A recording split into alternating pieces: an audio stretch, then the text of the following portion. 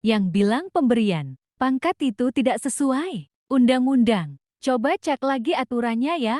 Mbak Livi, Pak TB nanti bisa cek ulang terkait dengan pemberian tanda kehormatan kenaikan pangkat istimewa menjadi jenderal kehormatan untuk beberapa tokoh sebelum Pak Prabowo. Misalnya Pak Luhut itu diberikan kenaikan pangkat jenderal kehormatan ketika beliau sudah pensiun. Nah, dan ketika beliau menduduki jabatan strategis dan berkontribusi untuk bangsa dan negara. Nah, kemudian yang kedua di Undang-Undang Nomor 20 tahun 2029 tersebut, terutama di pasal 33 ayat 1 dan 3 itu tidak ada yang menyatakan pemberian pangkat jenderal kehormatan itu diberikan khusus untuk mereka yang aktif. Jadi apalagi tadi saya sebutkan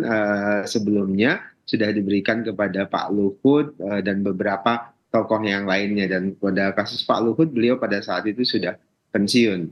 Nah, kemudian yang kedua terkait dengan misalnya status Pak Prabowo. Pak Prabowo ini kan sudah di stigma, diberikan hukuman yang lama sekali dengan berbagai tuduhan-tuduhan yang sejatinya itu tidak bisa dibuktikan sama sekali.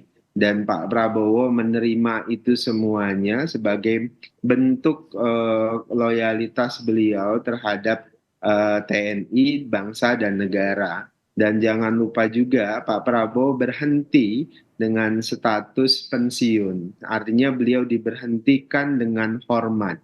Jadi sampai dengan detik ini Pak Prabowo masih menerima dana pensiun karena berhenti secara hormat. Nah, dalam konteks ini saya ingin mengatakan bahwasannya Pak Prabowo sudah melalui proses-proses pengabdian yang panjang itu, bahkan menerima berbagai stigmatisasi yang sangat masif, terutama terhadap mereka-mereka yang memang tidak senang sejak awal dengan Pak Prabowo, dan kita memahami itu sebagai sebuah dinamika politik. Yang jelas banyak pihak, terutama keluarga besar TNI dari dulu sampai dengan sekarang menilai bahwasannya dedikasi, loyalitas, keteguhan, kesabaran Pak Prabowo itu menjadi teladan bagi seorang patriot. Dan itulah juga yang menjadi selain alasan-alasan regulatif ya, tadi sudah disebutkan dan sudah banyak saya jelaskan,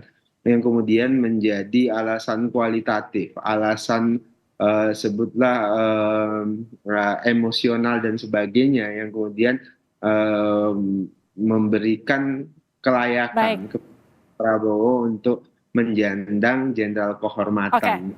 Itu adalah kebanggaan buat keluarga besar TNI baik. ketika Presiden menerima usulan Panglima TNI untuk memberikan jenderal kehormatan kepada Pak Prabowo.